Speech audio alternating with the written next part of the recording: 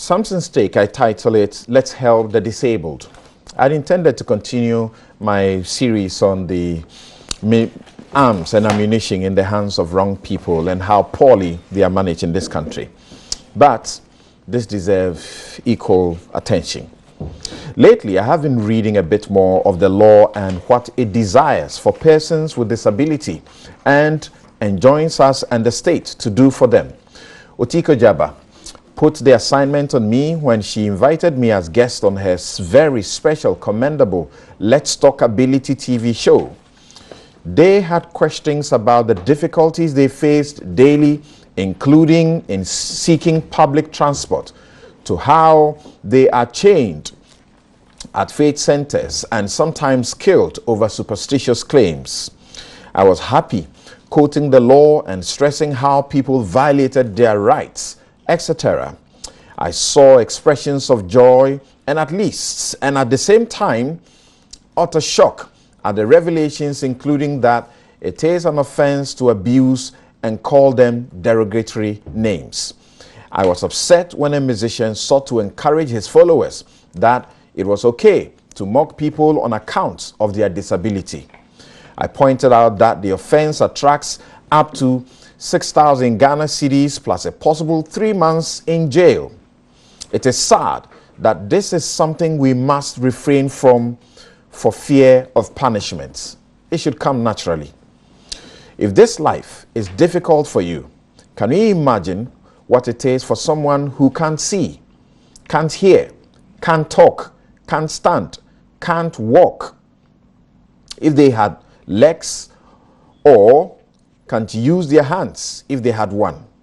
Well, find out how many disabled persons were born with their conditions. If you don't know how many such conditions were painfully acquired on the Tema motorway, at a poorly resourced government hospital, and at the hands of a bad physician, at home, or even at the workplace, the law commands that operators of commercial transport must reserve at least 2 seats for persons with disability, PWDs, and that they may only allow passengers occupy these seats only when the vehicle is full without a PWD in sight. By law, this and acts such as refusing to stop for a PWD to cross the road are punishable with fines and prison terms. How many of us don't park at the few spaces designated for PWDs at the restaurant car park?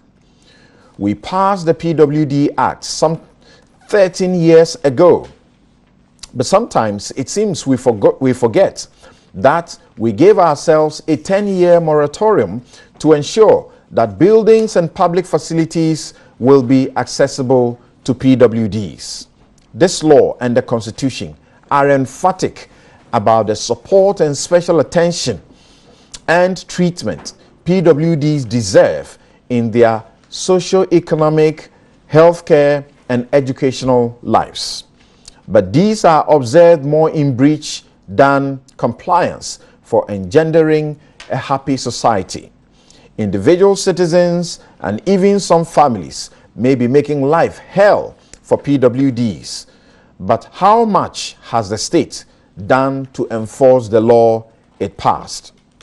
Let's make it easier and human for them to access healthcare by complying with the requirements of the law for specialized training for health professionals and to ensure a deaf and dumb patient has the same chance to be fully understood and diagnosed when she visits a health facility.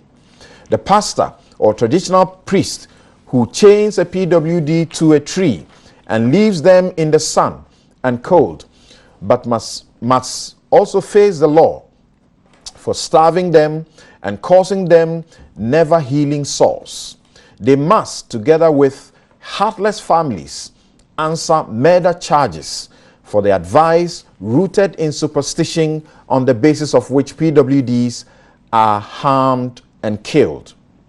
The Council for PWDs needs every support to ensure dignified treatment for PWDs in Ghana. The way we treat PWDs certainly reflects who we really are as individuals and as a nation. Thank you. That's by way of my take